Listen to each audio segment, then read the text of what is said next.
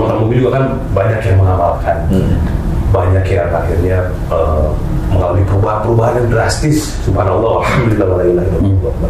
Dalam rumah tangga, teman saya sendiri, teman dekat saya bilang sahabat lah ya, alhamdulillah juga mengalami perubahan dalam hidupnya. Sakit dari SMP kalau nggak salah atau SMA ya, di bagian tulang belakang saraf, kemudian mengikuti kajian akhlak ini dengan Pak Ustadz, baik YouTube maupun secara maupun dia nonton terus, right? Alhamdulillah dia sembuh. Oh, alhamdulillah. Pilihnya apa namanya, tulang apa, saat di tulang belakang sembuh. Iya, betul. Hilang, dia udah bisa HNP kata dokter ya. Alhamdulillah. Kemudian kehidupan rumah tangga juga alhamdulillah membaik, ya.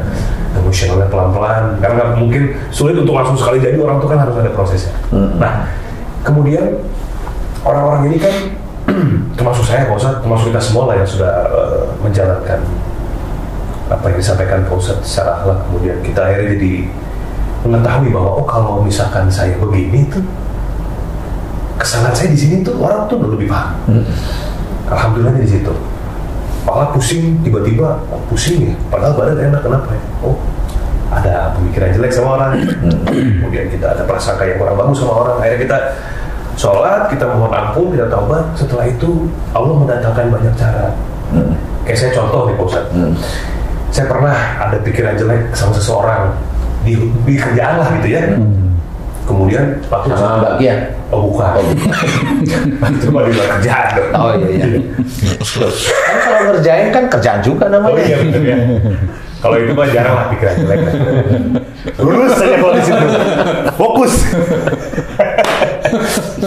Akhirnya besoknya itu saya tuh kepala tuh nggak nyaman ya Pak Ustadz, sakit, dipegang nggak ada rasa sakitnya, tapi kalau kayak begini pusing. Biasanya kalau kita sakit kan begini kan suka ada kayak masuk angin kan sakit, ini tuh nggak ada, sakit aja gitu. Tetapi badan nggak masalah. Saya tuh seharian itu karena syuting nggak apa ya begitu sholat maghrib lagi wudhu, itu akhirnya saya sholat maghrib, saya mohon ampun sama Allah. Kalau saya ada pikiran jelek sama orang, belum tentu orang itu seperti apa yang saya pikirkan. Saya mohon ampun, selesai. Setelah itu saya nggak pesen, saya nggak tahu, tiba-tiba ada yang bawa sate taichan itu loh, Bosan. Sate taichan itu sama pedas banget kan ya? Iya. Bu nih, saya nggak pesen, nggak udah makan aja. Beneran tuh? Beneran, Bosan. Oh, bukan endorse itu? Oh, ya. Ada yang bikin. Saya makan, bismillah. Pedas keringetan gitu ya, keluar keringet banyak tuh dari kepala, sembuh. Hilang tuh sakit kepalanya. Nah, itu kan maksudnya saya tidak pernah minta, nggak pernah pesan, nggak ditawari juga, tiba-tiba habis sholat maghrib itu. Kalau ini kayaknya bisa jawab nih saya. Apa nih Bosan? Itu sebenarnya pusing itu sebenarnya nggak mikirin yang lain lah. Cuman Bosan. Cuman pengen makan, dompetnya kosong. Nah itu faktor yang kedua. Faktor yang kedua ya. Jadi habis saya mau sama Allah, ya Allah kalau bisa nih kasih. Oke. Nah ini Bosan, pertanyaan besarnya adalah. Ketika seseorang sudah mempelajari ini, kemudian mengamalkannya, dan akhirnya paham bahwa sakit yang datang kepada dirinya adalah kesalahan di buah tangannya sendiri, kemudian mencoba untuk mohon ampun, kan ujian tuh kan datangnya beda-beda. Betul. Biasanya kan satu selesai. Orang mungkin terbiasa untuk menjalani seperti itu, aja paham. Tapi kalau masalah ini muncul 3 jenis masalah, misalkan, kemudian orang itu kaget dan sempat akhirnya jadi kayak tidak seperti ketika permasalahan datang satu-satu gitu, Bos. Itu masih tergolong wajar kah, atau memang sebetulnya orang ini ternyata masih belum untuk tauhid gitu?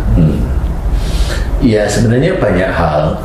Jadi kayak ujian itu tiba-tiba berbarengan sekarang 3, 4 ya.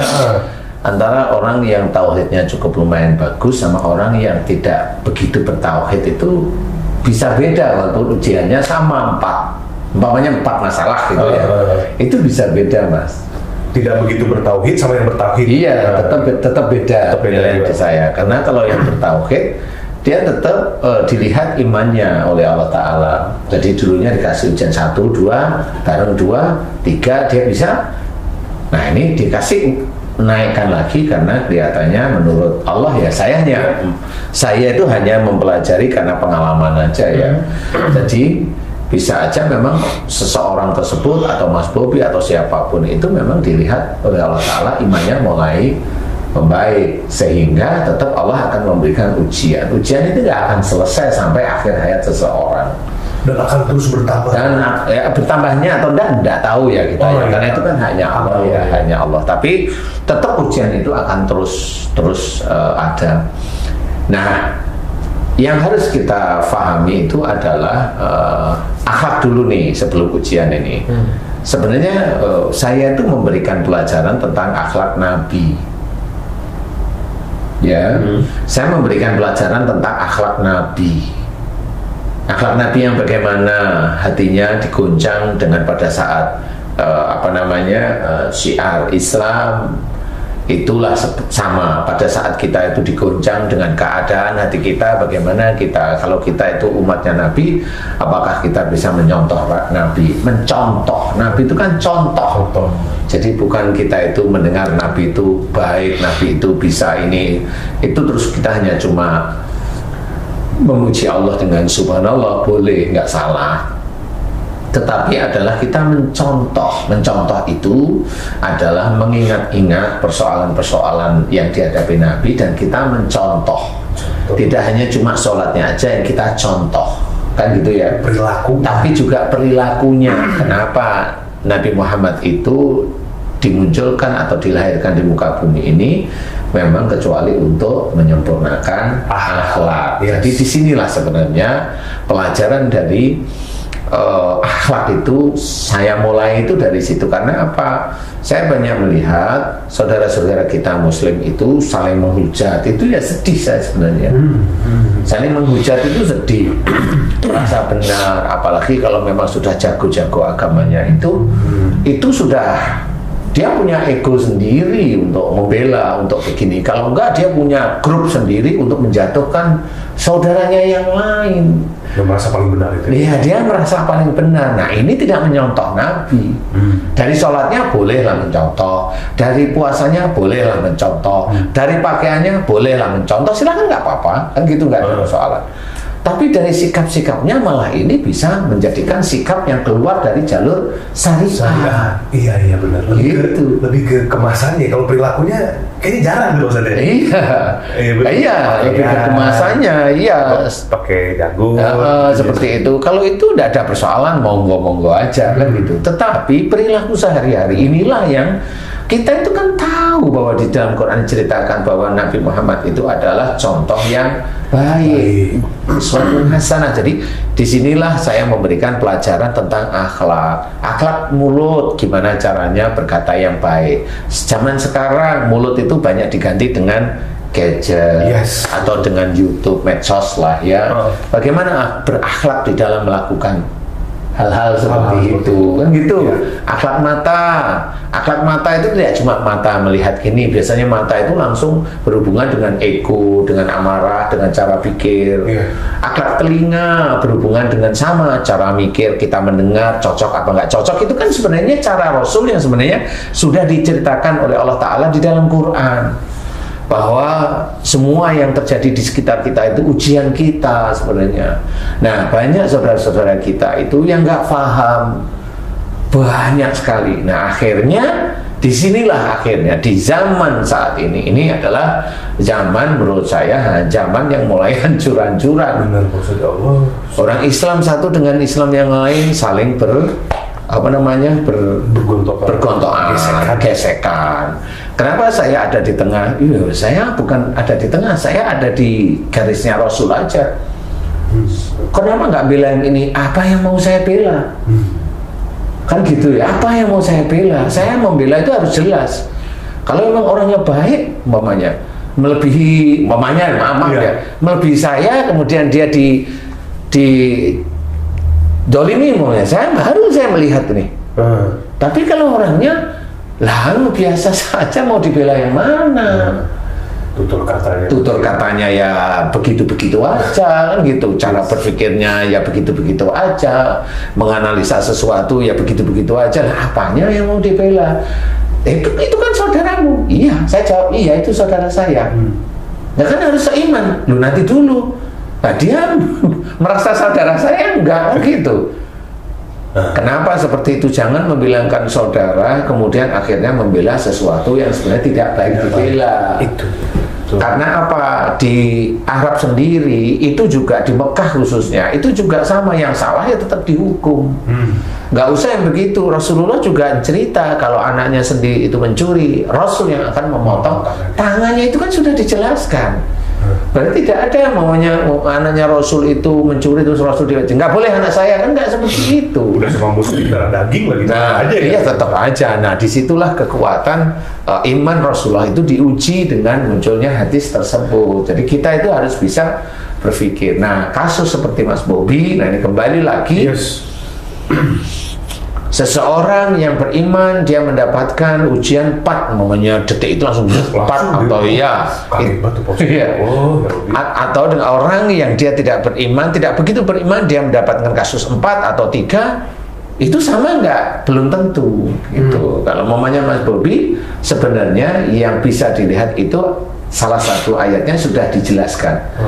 La yukallifullahu nafsan illa wus'aha. Jadi semuanya ini harus mengetahui, semua orang Islam di muka bumi itu harus mengetahui bahwa Allah itu tidak menguji hambanya itu kecuali dengan kesanggupannya. Nah, itu harus kita pahami. Berarti udah ketahuan jawabannya bahwa orang itu pasti sanggup sebetulnya, Ustaz. Pasti sanggup. Nah, pasti itu tetap ada 2 jawaban. Pasti sanggup itu nomor 1, itu kepastian adalah dia mampu. Dia mampu, entah secara fisik itu ya, cara berpikir, cara berkata, cara itu mampu, diizinkan mampu. 1. Yang kedua adalah dia sebenarnya tidak mampu, tapi tetap saya kategorikan mampu. Di mana wong padahal dia nggak mampu?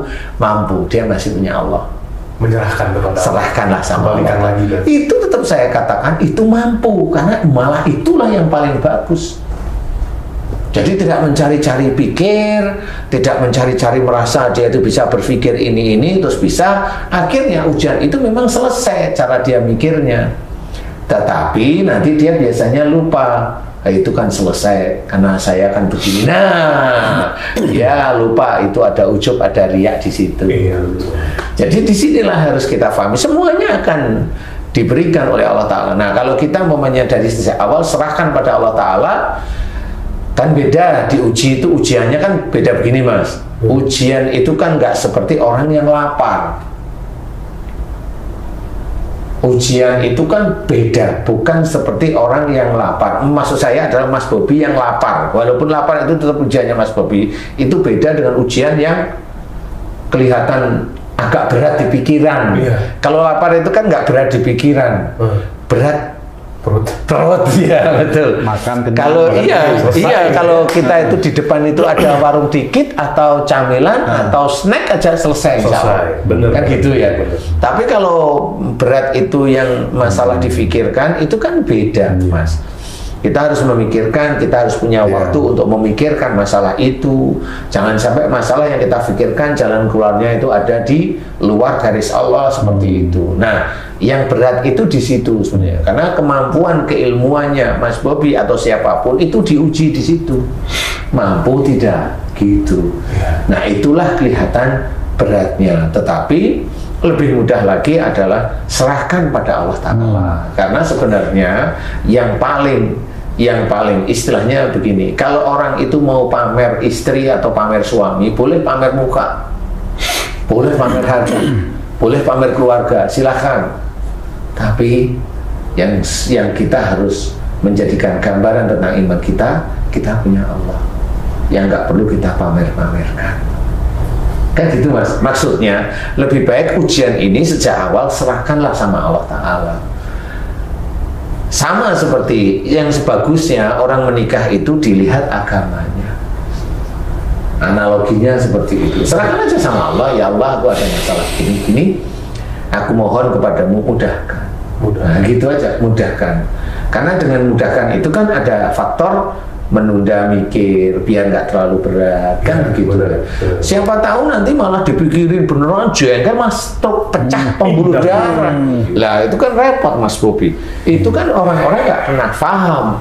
Kenapa kok bisa pecah pembuluh darah itu? Orang nggak pernah paham. Terlalu berat berpikir. Nah, sebenarnya bukan terlalu berat. Pecah pembuluh darah atau tipisnya pembuluh darah itu biasanya disebabkan dulu kalau dia ada masalah itu tidak pernah berpikir panjang dan diletakkan pada Allah Ta'ala. Dia hanya pikirnya pendek, selesaiin bisa gitu, seperti itu. Jadi kalau pada saat dia itu mendapatkan masalah agak berat, punyeng dia, dan dia hanya menghadapi dia sendiri, jadi nggak bisa diletakkan pada orang lain. Nah, punyeng. Nah, itulah yang menjadikan itu bisa pecahnya pembuluh darah, walaupun itu sebenarnya juga atas izin Allah. Nah, kalau kriteria seperti Mas Bobi seperti itu, menurut saya itu cara Allah mengangkat derajat kalau Mas Bobi bisa menyelesaikan. Kan gitu, semua jelas. Hadis suka ceritain bahwa ujian itu mengangkat derajat orang Muslim. Tapi memang tidak dijelaskan secara rinci. Kalau bisa diselesaikan dan selesainya di jalan Allah lah, itu sebenarnya baru itu dia diangkat oleh Allah Ta'ala derajatnya. Kemudian Pak Ustadz, orang bisa nggak akhirnya mengetahui atau menyadari bahwa ini kayaknya ujian dari buah tangan saya sendiri gitu. Atau ini kayaknya ujian keimanan tuh bisa seperti itu nggak, atau apapun itu bagusnya langsung balikan ke Allah, atau boleh nggak kita berpikir dulu kayaknya ini kayak tadi Pak bilang ya, misalkan nih misalkan ujiannya itu diare. Diare itu kan karena ada omongan yang nggak penting. Kalau nggak penting diomongin, banyak ngomong gitu. Siapa tuh? Kemudian diare. Siapa tuh ya? Tamu kita kayaknya AJJ kayaknya. AJJ diare. Kalau AJJ bukan diare, bebelen dia. Nah, kalau itu kan ujian, bukan, itu kan dari buah tangan saya sendiri sebetulnya. Nah, kalau ujian keimanan itu cara bedainnya tuh gimana, Bos? Memang susah. Karena seseorang itu begini, ini belum saya jawab di situ ya. Begini, orang Muslim, orang yang tahu agama, gitu, untuk meyakini ayat wa ma sabakum min musibatin fa bima kasabat aydikum, itu susah hatinya. Apa saja musibah yang kau terima itu dari buah tanganmu sendiri. Ini kalau diartikan benar, tafsirnya itu jelas bahwa semua musibah yang kita dapatkan itu dari buah tangan kita, berarti ada dosa. Nah, orang Muslim itu nggak mau dirinya dikatakan dosa, itu nggak mau. Sehingga dia kadang-kadang dan banyak menolak ayat ini. Lah, kalau menolak ayat itu kafir nanti. Jangan ayat ini diberikan pada orang yang mendapatkan musibah, pada saat dia itu mendapatkan musibah nggak mau ngakuin. Contoh umpamanya sakit, sama semua musibah termasuk salah satunya sakit.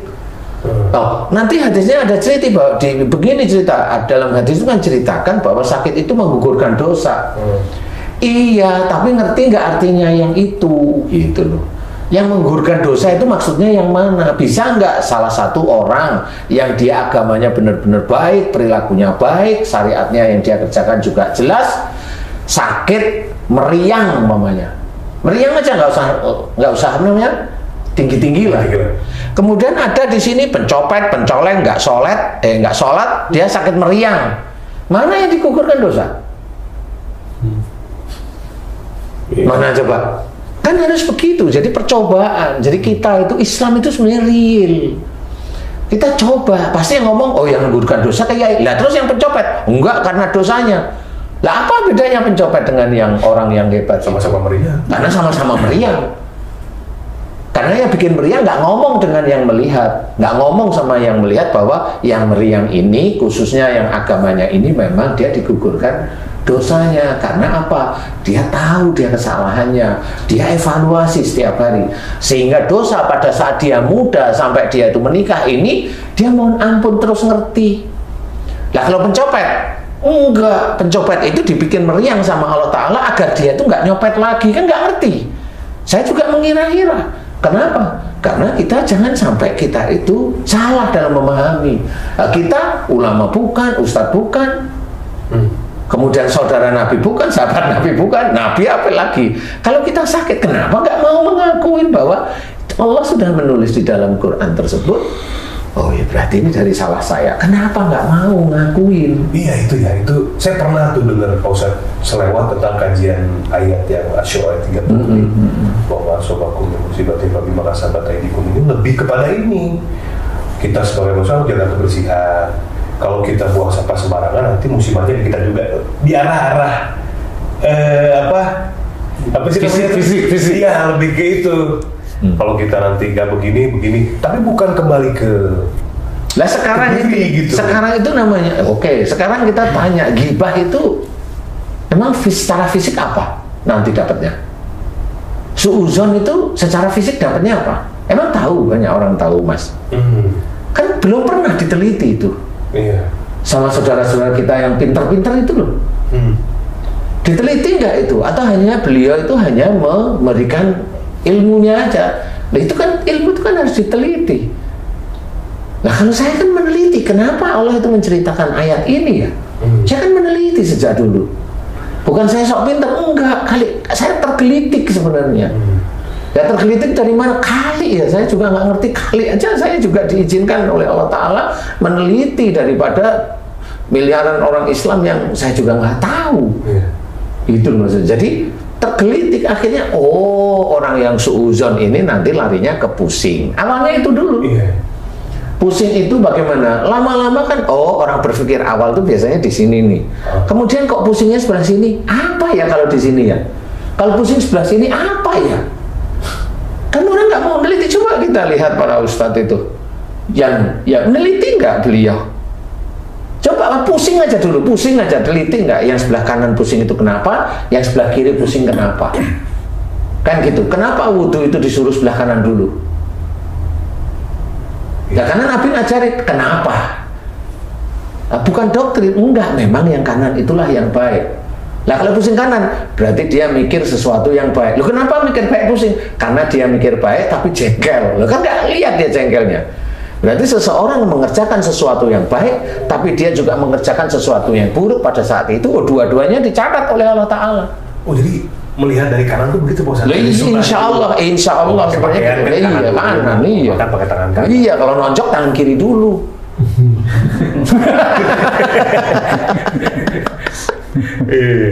Gitu nah. Nonjoknya demi kebaikan. Tapi kan memang nggak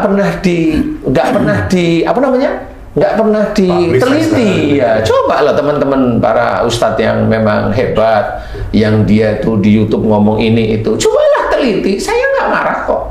Silahkan kritik saya, teliti dulu. Bisa kok itu. Kalau nggak bisa saya ajarin gitu. Itu bisa, tinggal doa biasa aja. Kenapa hidung itu bisa kena sinus? Coba diteliti, mana ayatnya untuk sinus? Mana coba?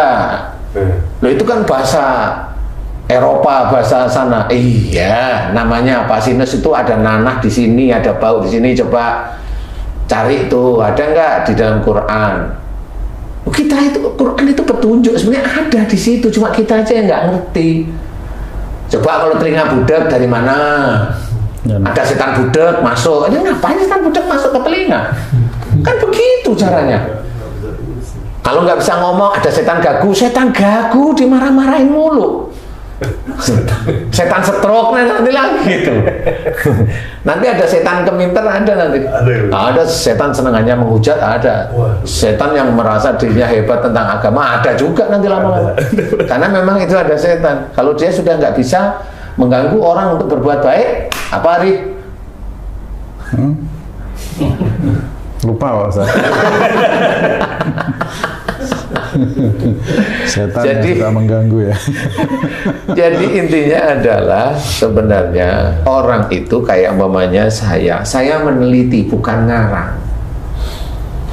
Kalau umpamanya dokter itu bukan dokter yang memakai obat hanya memakai, bukan. Ibaratnya kalau saya dokter yang meneliti. Kan ada dokter yang memakai obat, paham ya? Oh kalau ini obatnya ini ya, dia kenapa obat itu? Oh dia bisa karena isinya ini.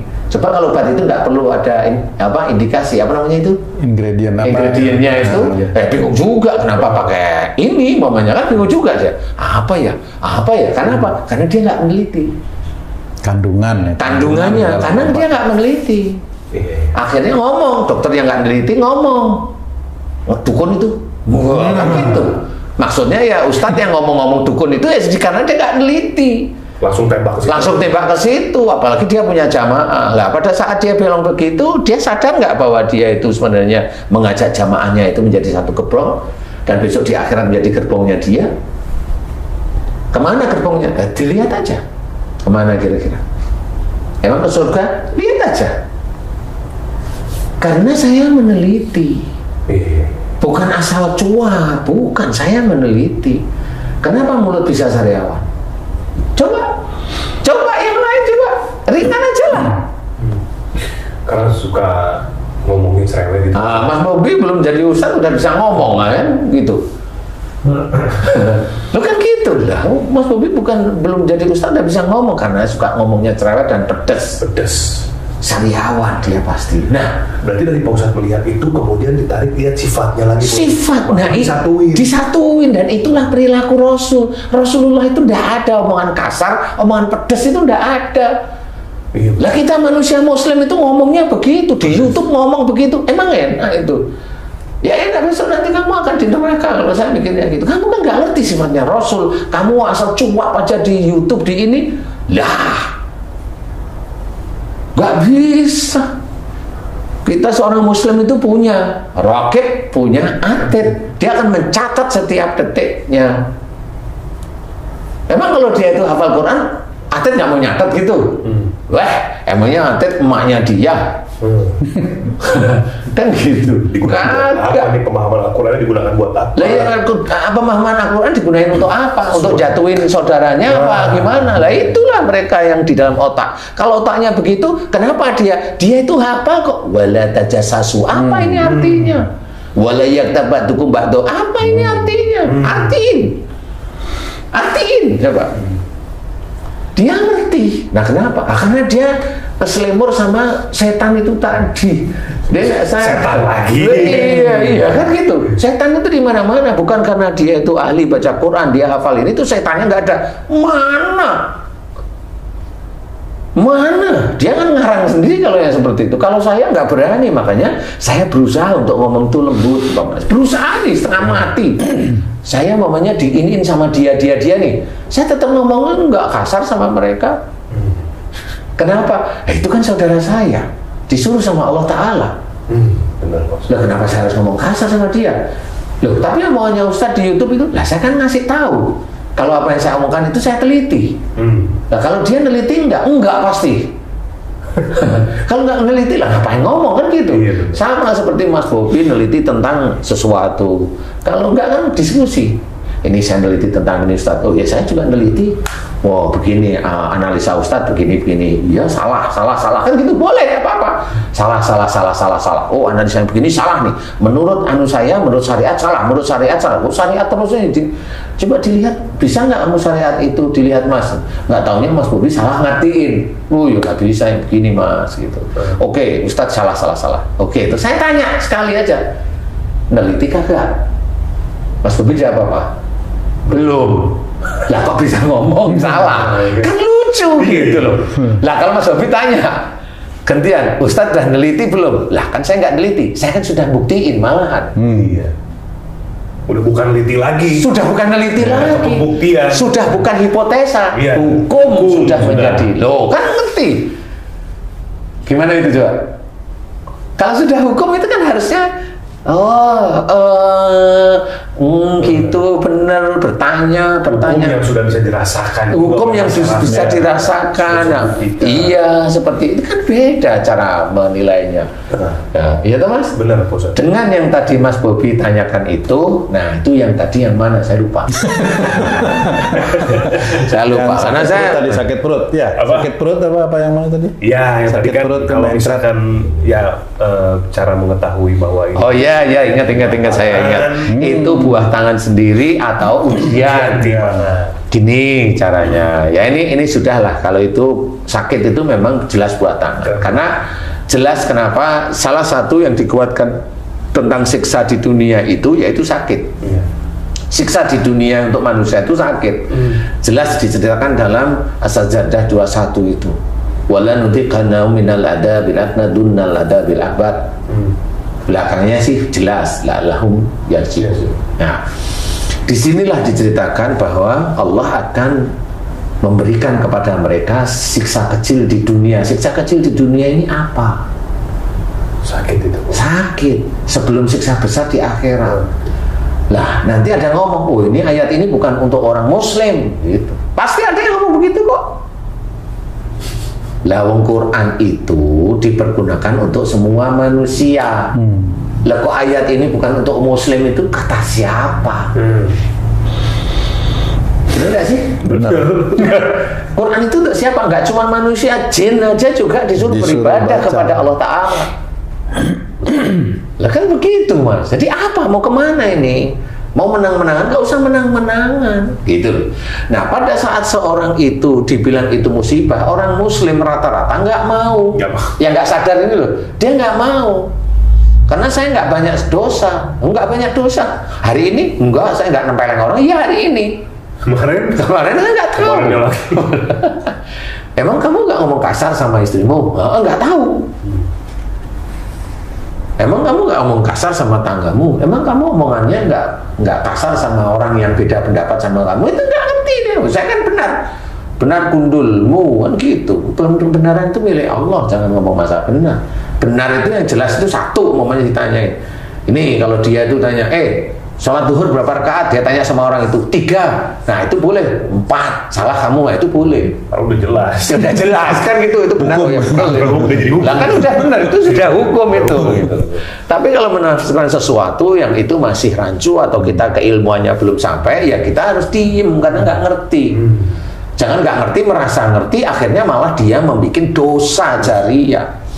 Nah, seseorang untuk menerima bahwa itu dari perilakunya, itu jarang orang Muslim. Orang Muslim loh Mas.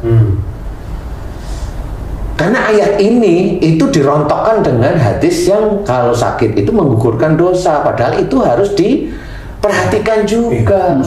Harus di-breakdown lagi. Bukan asal diomongkan kemudian disebarkan. Lah itu nanti orang-orang kan sama.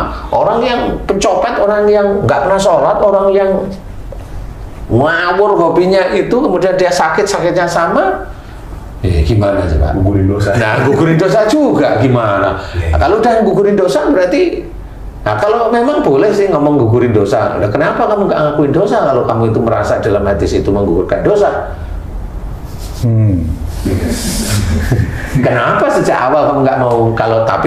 Kalau kamu mentafsirkan seperti itu. Kalau saya mah tafsirnya ringan. Hadis itu memang untuk orang-orang yang imannya bagus, kuat dan sebagainya. Kenapa untuk seorang yang imannya bagus kuat? Iman seseorang bagus kuat itu biasanya dia di umur di atas 45. Biasanya. Karena dia sudah mulai paham tentang ini, tentang keilmuan agama dan sebagainya. Dia mencoba memahami, merenungkan, belajar untuk ini. Tobat, mohon ampun, itu sudah mulai. Nah, di titik itulah sebenarnya, nah ini berhubungan lagi dengan perilaku yang sehari-hari. Perilaku yang tiap hari dia melakukan kesalahan, dosa, niat bukan karena Allah, yang kemasukan jin. Orang yang dia itu tidak basmalah itu sebenarnya tubuhnya kemasukan jin. Makanya orang itu melakukan sesuatu perbuatan baik, semakin lama dia semakin pandai. Lah itu terbantu dengan jin pandai itu tadi. Bedanya kalau dia itu basmalah, dia enggak. Dia yang dipandaikan itu dari Allah Ta'ala. Nah itu kan beda. Innamal a'malu binniyat itu memang di titik itu. Nah selama ini orang nggak paham. Memang dia dakwah, iya, tapi di dakwahnya dia niatnya apa? Mau menghujat saudaranya. Kan beda dia. Walaupun dia pakai bismillah, tapi niat intinya dia mau menghujat saudaranya. Ya nggak boleh. Dari mana? Nah itu akhirnya kan dia niatnya sudah salah. Lah walaupun dia pakai bismillah, dia akan kemasukan jin. Bismillah ini bukan karena Allah. Bukan karena Allah, dia bismillah hanya mulut aja dia. Iya. Karena sudah terbiasa. Iya. Bismillah, tapi ininya sama tapi hati enggak. Padahal dia tidak menerangkan sesuatu yang betul-betul syariat dan betul-betul ilmu, tapi hanya untuk nafsunya dia. Jadi bismillahnya dia itu menutupi nafsunya dia. Sholatnya dia menutupi agar jabatannya tidak diambil orang lain, kan sama Mas. Iya kan? Puasanya dia, puasa sunnahnya itu dia biar tidak, rezekinya tidak hilang. Dia duhanya dijaga setiap hari biar rezekinya lancar. Akhirnya kan ibadahnya ini untuk memuaskan nafsunya dia. Nah selama ini siapa ini yang menerangkan? Betul nggak sih? Betul. Siapa yang menerangkan? Saya juga begitu. Dulu. Ini jujur aja. Iya. Kenapa kan dikasih tahu begitu tuh? Iya betul. Oh ini. Siapa yang menerangkan? Nah benar, coba. Benar. Sekarang gimana coba? Itu ngurusin duniawi atau akhirat akhirnya? Di duniawi. Lah. Bener Pak Ustadz, bener itu. Walaupun ada orang yang bilang kamu ngurusin dunia aja, padahal dia sendiri ya belum tentu dia ngurusin akhirat. Karena bisa aja karena kekurangan uang, akhirnya dia mikir dunianya, jadi akhirat dipergunakan untuk dunia. Lah ya nggak bisa. Niat karena Allah ya karena Allah. Kita kan tahu Allah yang mengatur rezeki. Biasanya kalau melakukan itu karena duniawi, ibadah karena duniawi, karena kan dunia sementara, akhirat selamanya. Iya benar. Apa yang kita dikasih memang, saya ngerasain begitu. Dikasih memang sama Allah.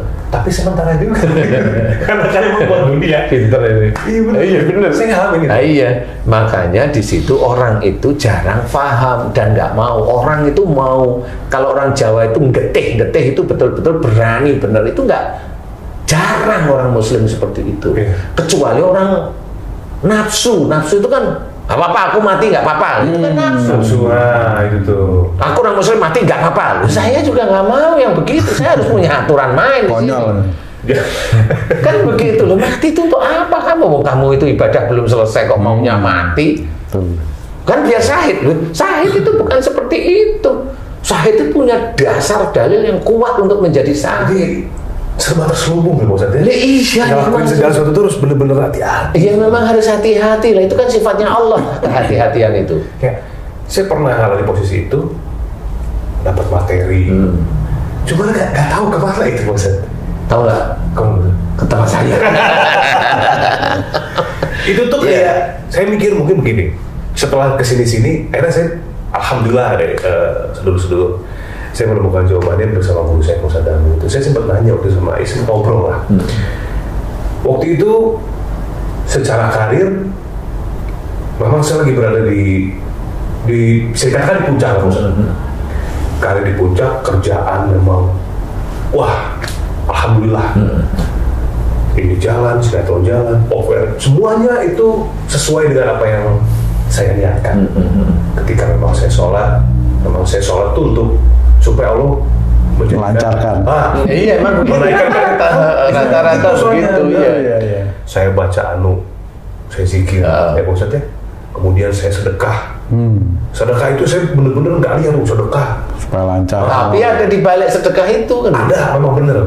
Supaya ini panjang, supaya lancar semua, dengan cara itu. Akhirnya memang betul kok, Pak Ustadz.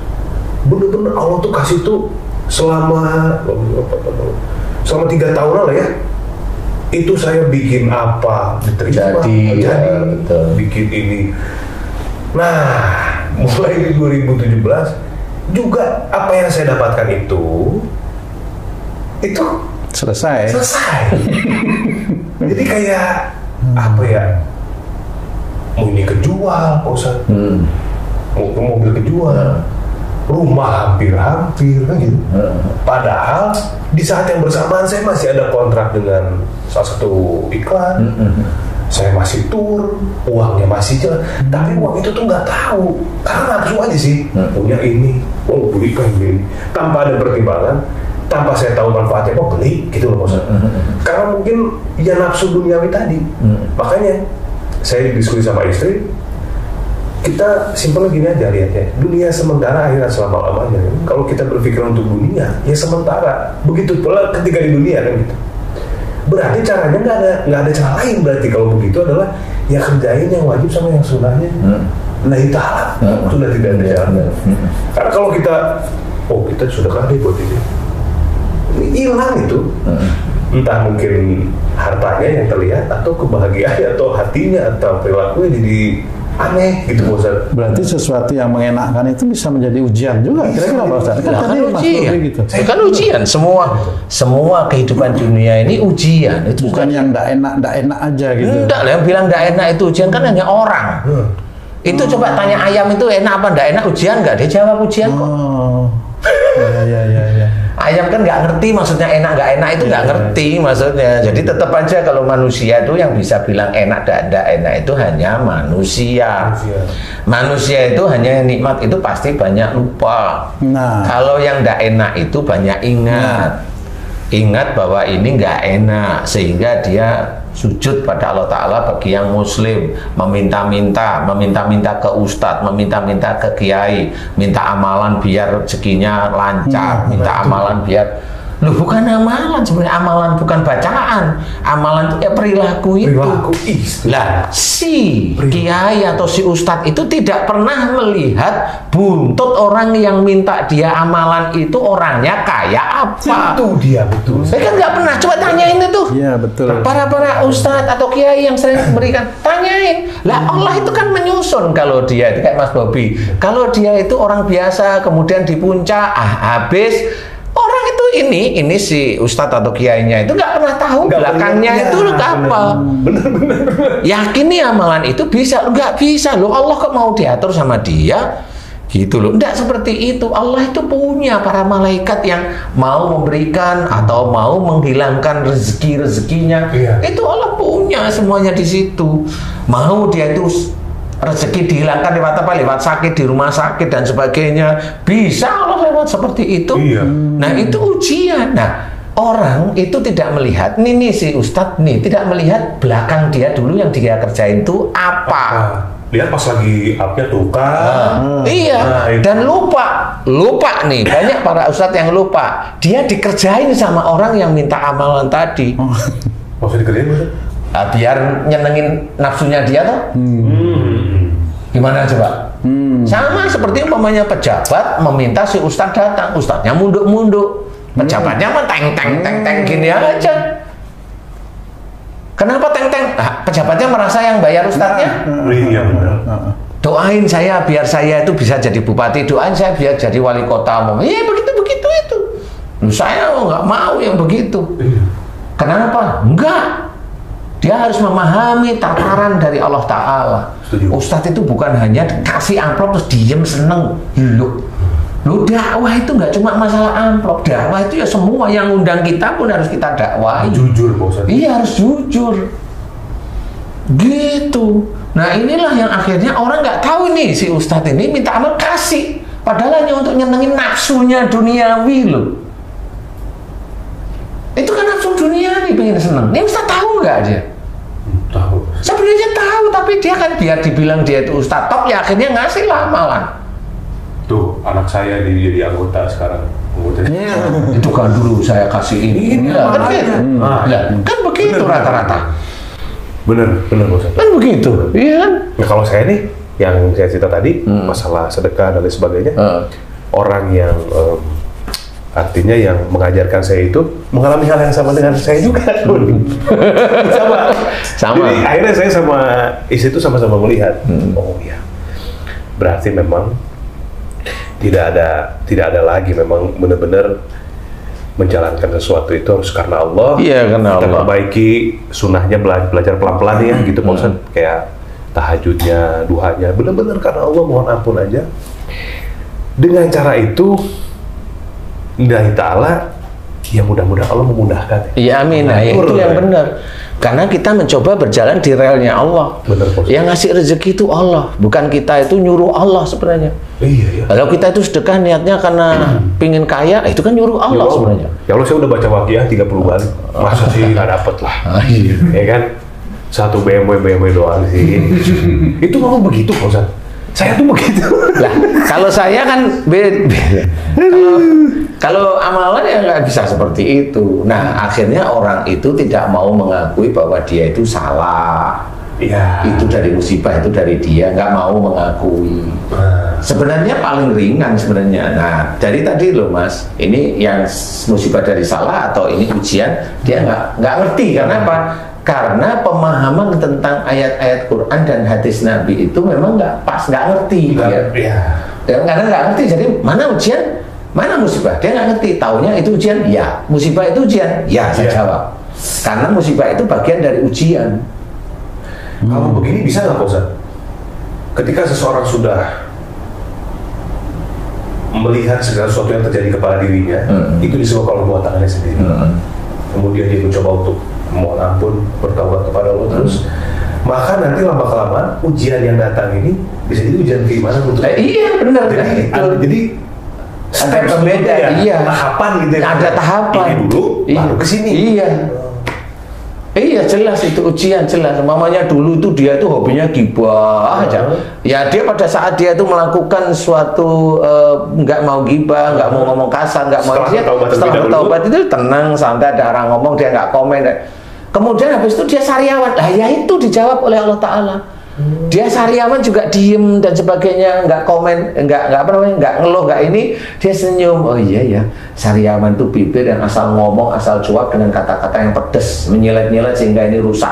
Itu kalau dia senyum-senyum, astagfirullahaladzim, memang dulu saya seperti itu, ya Allah ampuni aku. Nanti sakitnya mulai ringan.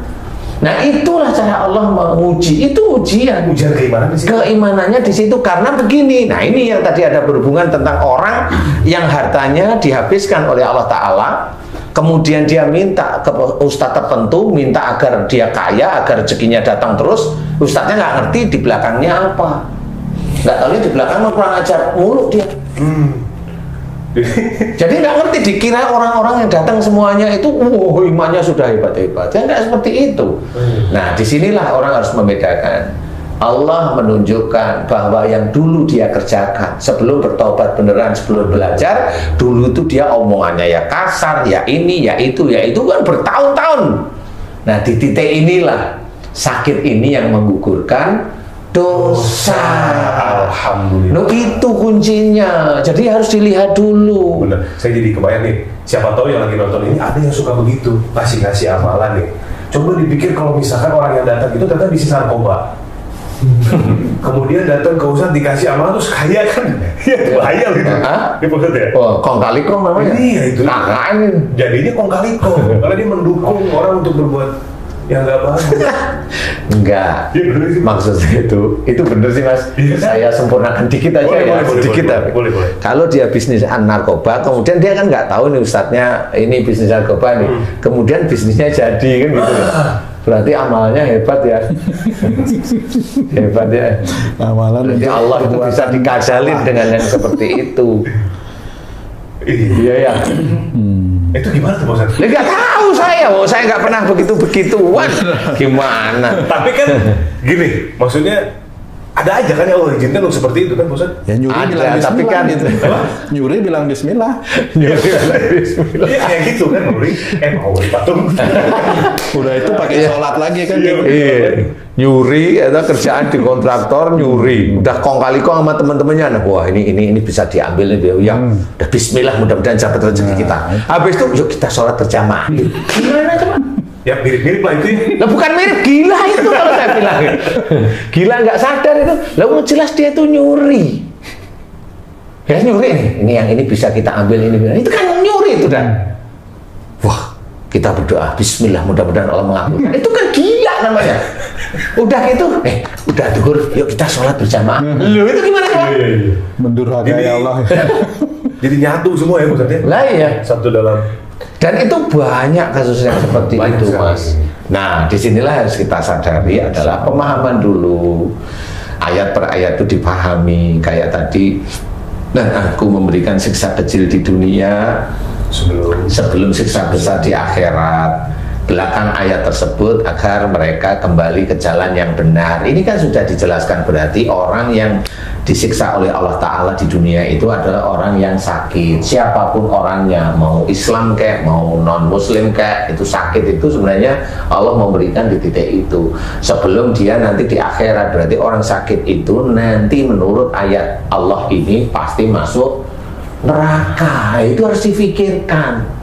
berarti ada dosa di situ. Berarti ayat ini berhubungan dengan tidak akan wa ma asabakum min musibatin fa bima kasabat aydikum tadi, bahwa musibah itu diberikan oleh Allah Ta'ala kepada manusia atas perilaku dia, salahnya dia. Ini menyatu, ayat yang satu dengan yang lain pasti akan menyatu, berhubungan.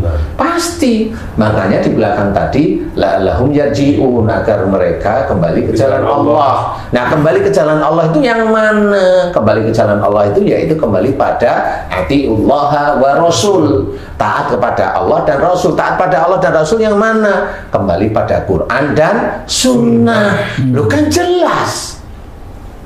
Pahami dulu ayat-ayat, tanya sama gurunya yang memang paham. Jangan asal jeplak, jangan asal ngomong di YouTube. Udah bisa pakai ginian, main sendiri, ngomong sendiri, seenak udelnya kan gitu. Ustaz Danu Dajjal, Dajjal sendiri aja benci sama saya, dibilang Dajjal gimana sih? Dajjal itu sama saya tuh bencinya minta ampun gitu ya toh. Jadi orang yang benci saya itu iya, seruput dulu lah. Loh iya, kan Mas Bobi sering mendengar. Iya. Aku Dajjal. Itu kesel sama Pak Ustaz. Kesel banget sama saya. Gue bingung orang kok jadi ke situ ya. Iya lah, kan begitu akhirnya. Lah kalau saya mah berarti senyum. Iya. Berarti dia ya anak buah Dajjal sebenarnya. Iya. Tapi ini vlog ini, insya Allah ini menurut saya pas ngejalanin ini hari ini insya Allah jelas sih sebenarnya pemirsa. Harusnya ditonton full, jangan dipotong-potong. Mudah-mudahan ini dari awal pertanyaan saya ke Pak Ustaz sampai terakhir kita pada kesimpulan tadi yang Pak Ustaz jelasin. Sebetulnya ini untuk mungkin teman-teman yang belajar tauhid, mulai mengamalkan dalam kehidupan sehari-hari, ini bisa benar-benar jadi panduan yang baik sebetulnya Pak Ustaz ya. Insya Allah lah ya. Jadi orang paham harus melakukan ini dan itu apa, bagaimana. Iya, karena amalan itu memang macam-macam. Amalan yang dimaksudkan oleh Allah Ta'ala itu adalah amalan yaitu membaca Quran dan diamalkan. Itu memang salah satu yang masuk surga. Hafal Quran dan diamalkan. Diamalkan itu dikerjakan maksudnya. Bukan dibaca-baca gitu. Bukan dibaca-baca, bukan itu maksudnya. Amalan. Dibaca-baca itu juga amalan, tapi amalan membaca. Kan begitu. Jadi yang diamalkan, membaca Quran atau hafal Quran dan diamalkan, namanya diamalkan itu kan sudah jelas bahwa itu harus dikerjakan, dilaksanakan. Membaca Quran, hafal, ada sholat, suruh mengerjakan, ada puasa, suruh berpuasa, suruh sedekah, ada ayat yang lain, sedekah harus karena Allah. Kan gitu sudah. Amalkan karena Allah. Gitu. Jadi jangan dipolitisir menurut saya. Loh, habis itu besok di akhirat kayak gitu. Kita hidup itu untuk di akhirat, bukan untuk di dunia. Nah, disinilah sebenarnya amalan itu adalah dikerjakan. Jadi bukan hanya cuma diamalkan dalam bentuk bacaan. Kalau dalam bentuk bacaan, kita harus paham bahwa kalau Quran itu hudalil muttaqin, jelas petunjuk orang-orang yang bertakwa. Itu kan sudah jelas petunjuk, berarti Quran itu isinya petunjuk rata-rata. Petunjuk itu harus dikerjakan. Kan gitu, cara buka kulkas ada apa, belum pernah lihat kulkas, atau cara mau belum pernah punya mobil, cara mau naik nyetir mobil. Kan ada buku panduan ya, dibaca kan gitu. Betul ya? Pengetahuannya dapat. Nah, kalau mau diamalkan kan bukan ini dibaca terus mobilnya buka pintu sendiri terus jalan, kan nggak seperti itu. Kuncinya. Ya pakai kuncinya gimana? Iya, starter. Kemudian mobil baru zaman sekarang ada kunci, tapi nggak ada lubangnya. Hah? Tekan dia starter. Itu kan juga harus dipelajari. Tapi memang itu mobil itu mengacu pada dilarang menikah di umur di bawah 16 tahun gitu. Kemana sih kan? Intervensi. Iya. Sama kayak orang mau cari harta karun juga sama ya. Iya. Baca belok kanan, gali di sini, tapi diem. Mana bisa dapat gitu ya, sama. Jadi janganlah seperti itu gitu loh. Janganlah. Al-Quran itu Ya untuk kita sebetulnya. Iya, untuk kita, untuk yang membaca dulu sebenarnya. Bukan untuk mau nyalain orang lain. Loh, belum tentu loh kita itu membaca Quran itu ngerti artinya walaupun sudah baca tafsirnya. Loh, bener serius. Coba itu satu aja dulu, wa ma asabakum min musibatin fa bima kasabat aydikum. Belakangnya ada wa yafu an katsir. Itu aja nanti nggak nyambung loh ngertiin satu dengan yang lain itu. Itu bisa nggak nyambung loh ngertiinnya. Yang satu itu adalah musibah itu dari perilakumu sendiri, yang satu lagi adalah Allah memaafkan banyak kesalahan. Yang mana coba? Berarti orang terkena musibah itu dimaafkan oleh Allah Ta'ala. Bisa ngomong begitu kok orang itu? Bisa. Ada yang diajarkan tuh yang begitu itu malah. Dimaafin sama Allah Ta'ala. Nah, karena apa? Yang enak itu yang paling enak kan begitu. Yang paling enak itu. Yang paling enak. Iya kan? Sesimpel itu. Karena apa? Emang itu harus berpikir. Kok di sini itu Allah menceritakan musibah itu dari buah tangan orang, yang satu itu Allah memaafkan kesalahan, banyak kesalahan. Ini kan harus difikirin. Memaafkan banyak kesalahan. Dan Allah itu bukan munafik kayak orang-orang. Enggak, Allah itu maha tinggi, maha yang nama-nama yang bagus, tidak akan salah. Kita ini loh di dunia masih salah, masih nyala-nyalain istri, masih nyala-nyalain teman, masih nyala-nyalain ini. Satu grup WA aja juga disalah-salahin kan gitu. Itu manusia itu. Manusia yang begitu. Allah mah enggak. Nah, itulah salah satunya untuk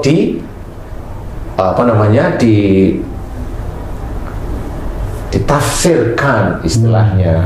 Apa ini maksud Allah yang seperti ini, sehingga itu nanti bisa manfaat untuk orang lain. Kan begitu, untuk orang lain. Nah, kalau mamanya, oh Ustadz ini anak saya ini nggak bisa jalan, ditabrak sepeda motor dari belakang, itu ngertiin gimana Pak? Oh ini memang takdirnya begitu. Iya. Emang Allah dolim tiba-tiba ditabrak begitu. Emang dia sholatnya ini. Emang sama orang tuanya bagus. Emang begini. Belum tentu. Kalau ditabrak dari belakang, orang jalan ditabrak dari belakang itu sama seperti disuruh gerak. Males. Cepetan gerak. Berarti orang itu males dulunya. Nah, kenapa sampai nggak bisa jalan? Orang itu sudah disuruh sama orang tuanya males, omongannya kasar. Nah, ya sama Allah jelas kasih musibahnya sama seperti itu. Disuruh orang tuanya baik-baik tapi jawab kasar. Tabraklah dia sepeda motor. Untung masih sepeda motor. Ya begitu itu, analisa itu begitu. Jadi namanya hidup itu petunjuk dari Allah Ta'ala. Betapa nikmatnya ya kalau kita bisa menganalisa sesuatu yang datang ke diri kita tuh lebih ke diri kita dulu. Iya, maksud itu. Iya. Ya kan? Iya. Kalau ada P3K, menurut saya gurunya P3K tuh itu pertolongan pertama tuh. Memang seperti itu. Belajar lah, belajar. Kalau kata-kata gunakan sehatmu sebelum sakitmu, itu maksudnya? Iya, itu nggak salah itu. Itu sudah betul. Gunakan sehatmu sebelum sakitmu itu memang harus kita ketahui bahwa orang sakit dari mana dulu. Harus tahu dulu. Jangan orang sakit karena ada virus kan gitu. Orang sakit dari bakteri kan gitu. Orang sakit karena dia ditabrak. Orang sakit karena dia dipukul. Orang sakit karena stroke. Ya dicari sakitnya itu dari mana. Semua takdir ini Allah mengizinkan. Lah kenapa Allah mengizinkan yang begitu-begitu? Kan dia kenapa? Dia sakit stroke. Di sisi lain dia juga mendapatkan rezeki. Coba ceritain di situ. Coba ceritain itu yang hebat-hebat itu. Coba ceritain deh. Jangan ngomongin saudaranya yang disalah-salahin terus. Ceritain aja di situ, meneliti gitu loh, meneliti. Kalau memang sama-sama dakwah itu meneliti lah di sini. Yang manfaat boleh memberikan ayat Quran, boleh, tapi jelas. Jadi hanya jangan menjadikan semua orang Islam masuk surga. Ya saya tahu memang ada dalil dari ayatnya memang seperti itu. Tetapi jelaskan dulu yang bagaimana yang bisa masuk surga.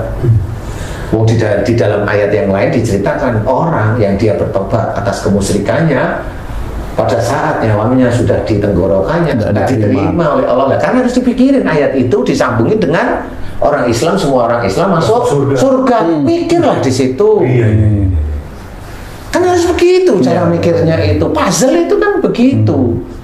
Loh, berarti itu orang Muslim. Iya. Lah orang Muslim yang kafir itu banyak. Orang Muslim yang munafik banyak. Bisa lebih banyak. Lebih banyak. Itu banyak. Makanya yang itu aja coba gabungin, nah, baru ngomong, oh berarti nggak semua masuk surga ya? Iya memang.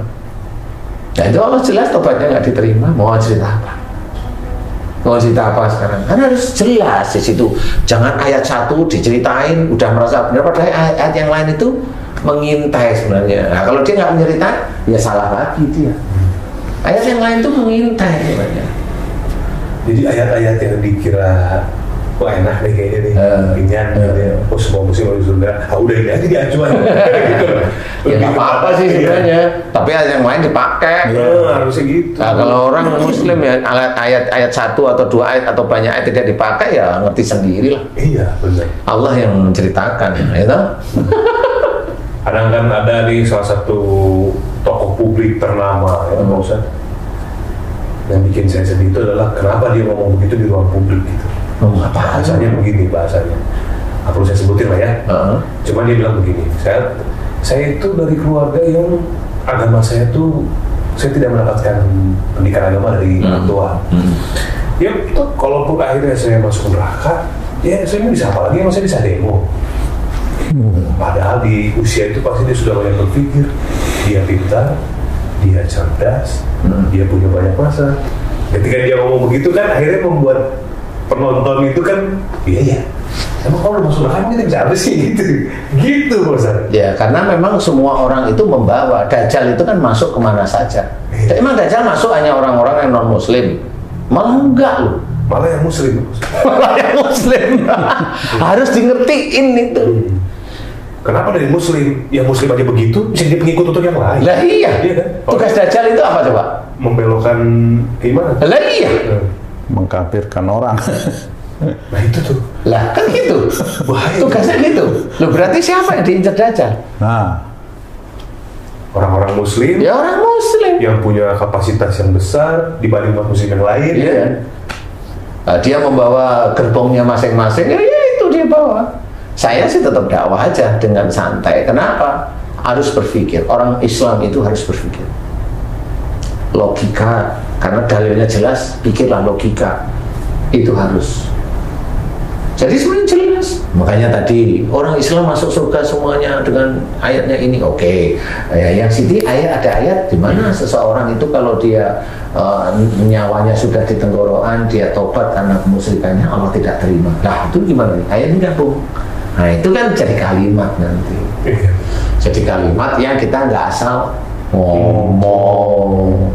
Karena kita ngomong salah itu tetap kita pertanggungjawabkan. Apalagi di ruang publik. Nah, itulah sebenarnya harus hati-hati. Kenapa kalau namanya Ustadz kalau diginiin kok giniin? Enggak apa-apa, biarin aja dia ngomong. Dia juga bertanggung jawab asal atas omongannya dia sendiri. Ya udah, saya nggak terlalu terpikirkan. Yang penting saya berikan ini yang terbaik, yang saya diizinkan oleh Allah Ta'ala mengetahui, dan saya berikan yang terbaik. Kan begitu. Dan jelas yang saya amati kalau kita itu mengacu pada hukum uji coba, dari mulai memperhatikan, menganalisa, hipotesa sampai ke hukum. Hukum itu sudah dikerjakan.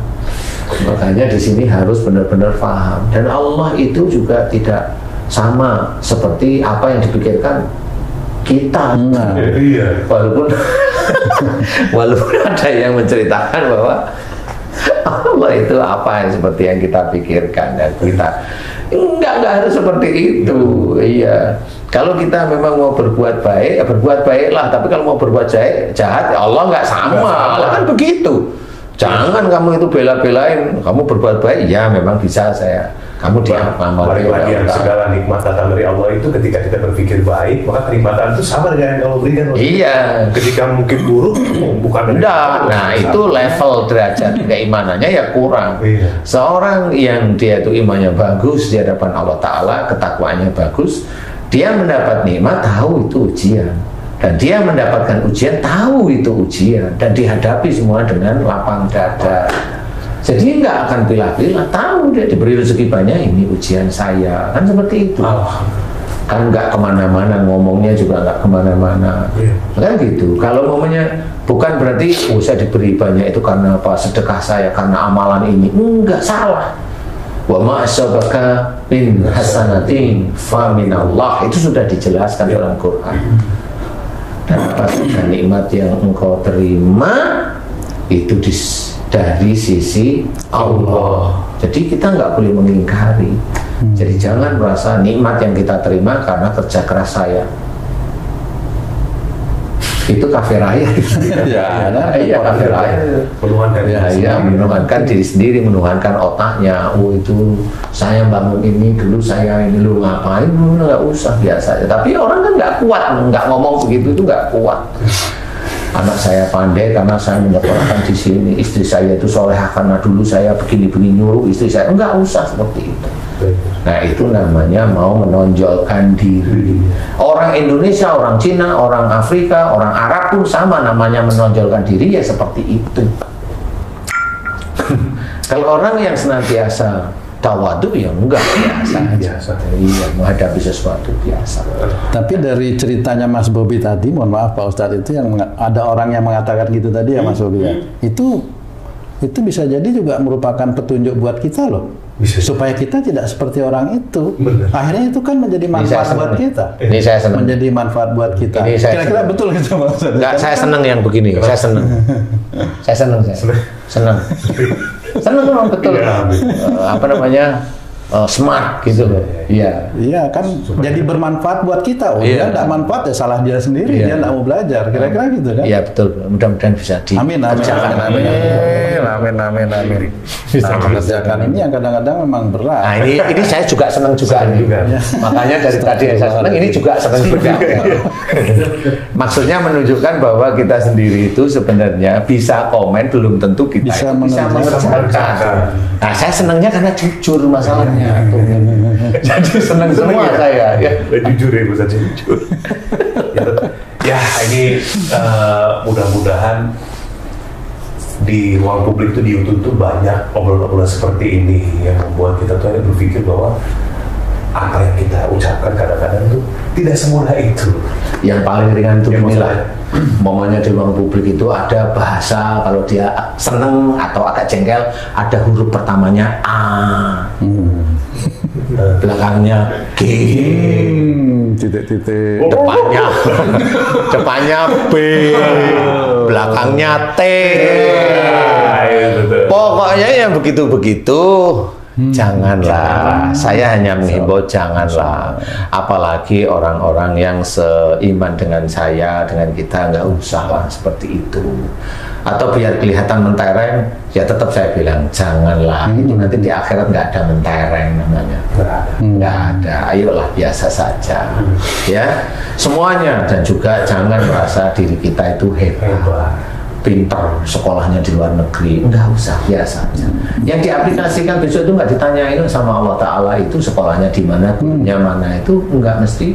Walaupun yang ditakutkan adalah salah. Takutkan itu salah mengartikan maksud gurunya, gitu. Orang kan bisa beda-beda. Kenapa ada 4 mazhab itu dan 4 mazhab itu saling berkelahi? Kan enggak, kan gitu jawabannya ya, saling berkelahi. Nah saya bilang saling berkelahi itu yang di bawah zaman sekarang ini. Kalau yang dulu kan enggak, teratur aja, selaras, pakai otak. Yang ngajak berkelahi dia tetap tidak mengikuti mazhabnya sebenarnya. Jelas, karena apa loh, imam-imamnya juga nggak ada yang berkelahi, biasa aja saling duduk santai ngobrol. Insya Allah seperti itu. Kenapa begitu? Saya tetap akan mengajak, saudaraku jangan seperti itu. Gitu loh maksudnya. Iya kan? Karena namanya kita itu mengajarkan kebaikan nggak cuma sama orang-orang yang tidak tahu agama. Orang yang dia merasa tahu agama juga diajak juga. Saya ulangi lagi ya, orang yang merasa tahu agama juga harus kita ajak juga. Kembali ke jalan Allah. Karena apa? Yang dipikirkan itu bukan pikiran malaikat, pikiran manusia biasa. Yang masih ada luput, salah, lupa, khilaf, ujub, riya, sombong, ya. Kemudian ingin merasa dipandang, ingin merasa ini itu, ini banyak sekali sifat manusia. Ya itulah harus kita perhatikan, dan kalau bisa kita jangan seperti itu, belajar. Sampai kapan? Sampai nyawa kita diambil oleh Allah Ta'ala. Insya Allah lah. Seperti itu. Ya, baik Pak Ustadz. Alhamdulillah. Terima kasih Pak Ustadz.